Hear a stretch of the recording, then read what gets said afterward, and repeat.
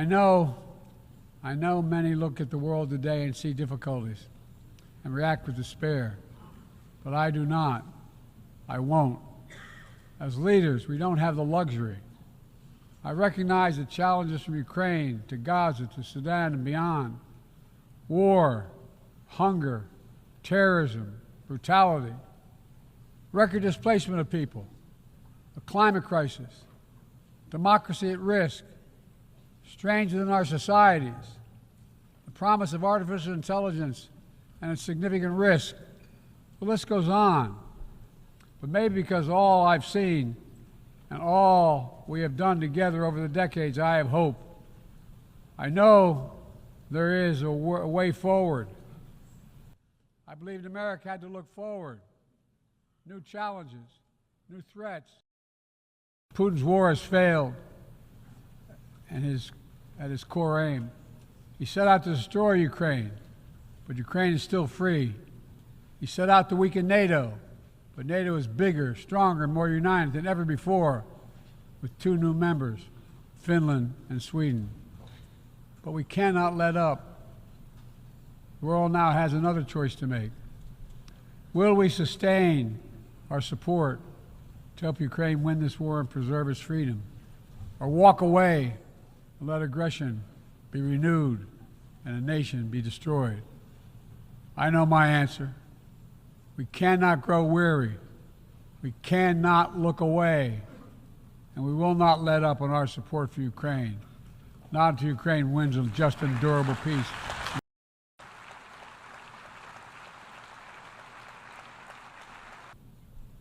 We're also working to bring greater measure of peace and stability to the Middle East. The world must not flinch from the horrors of October 7th. Any country would have the right and responsibility to ensure that such an attack can never happen again. Thousands of armed Hamas terrorists invaded a sovereign state, slaughtering and massacring more than 1,200 people, including 46 Americans, in their homes and at a music festival. Despicable acts of sexual violence, 250 innocents taken hostage. I've met with the families of those hostages. I've grieved with them. They're going through hell. Innocent civilians in Gaza are also going through hell. Thousands and thousands killed, including aid workers. Too many families dislocated, crowding into tents, facing a dire humanitarian situation. They did not ask for this war that Hamas started. I put forward with Qatar and Egypt a ceasefire and hostage deal. It's been endorsed by the UN Security Council. Now is the time for the parties to finalize its terms, bring the hostages home, and secure security for Israel and Gaza free of Hamas' grip, ease the suffering in Gaza, and end this war. Since October 7, we've also been determined to prevent a wider war that engulfs the entire region. Hezbollah, unprovoked, joined the October 7 attack, launching rockets into Israel. Almost a year later, too many on each side of the Israeli-Lebanon border remain displaced. A full-scale war is not in anyone's interest. Even if the situation has escalated, a diplomatic solution is still possible. In fact, it remains the only path to lasting security to allow the residents from both countries to return to their homes and the border safely. And that's what we're working tirelessly to achieve. Progress toward peace will put us in a stronger position to deal with the ongoing threat posed by Iran.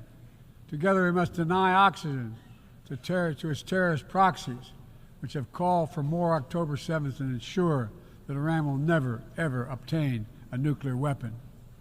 Then, I entered public life not out of despair, but out of Gaza is not the only conflict that deserves our outrage. In Sudan, a bloody civil war unleashed one of the world's worst humanitarian crises. 8 million on the brink of famine. Hundreds of thousands already there. Atrocities in Darfur and elsewhere. The United States has led the world in providing humanitarian aid to Sudan. And with our partners, We've led diplomatic talks to try to silence the guns and avert a wider famine. The world needs to stop arming the generals, to speak with one voice and tell them, stop tearing your country apart, stop blocking aid to the Sudanese people, end this war now. Previously seen, we did just that. From traditional treaty alliance, we must now move quickly to face Mpox outbreak in Africa.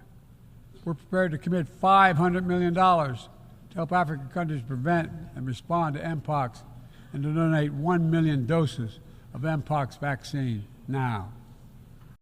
Our detailed vision to reflect today's world, not yesterday's. It's time to move forward. I want to get things done together. In order to do that, we must build a stronger, more effective, and more inclusive United Nations. The UN needs to adapt and bring new voices and new perspectives. That's why we support reforming and expanding the membership of the UN Security Council.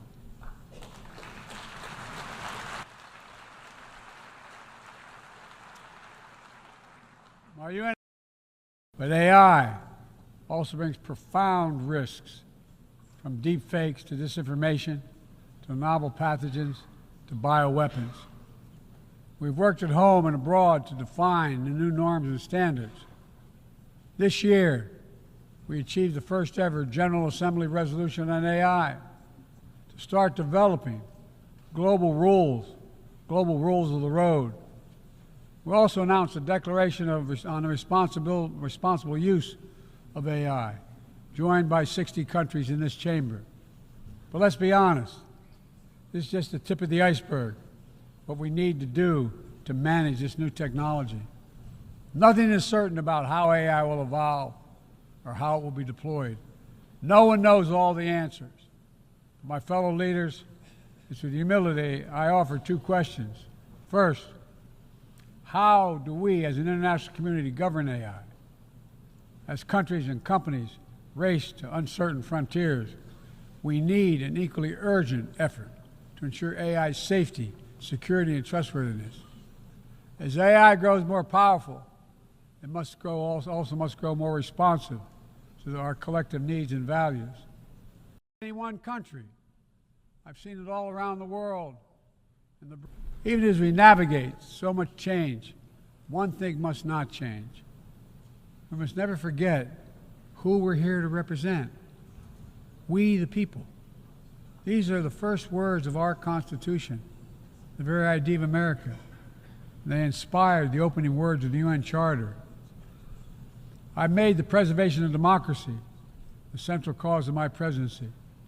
This summer, I faced a decision whether to seek a second term as president. It was a difficult decision. Being president has been the honor of my life. There's so much more I want to get done. As much as I love the job, I love my country more. I decided after 50 years of public service, it's time for a new generation of leadership to take my nation forward. My fellow leaders, let us never forget, some things are more important than staying in power. It's your people.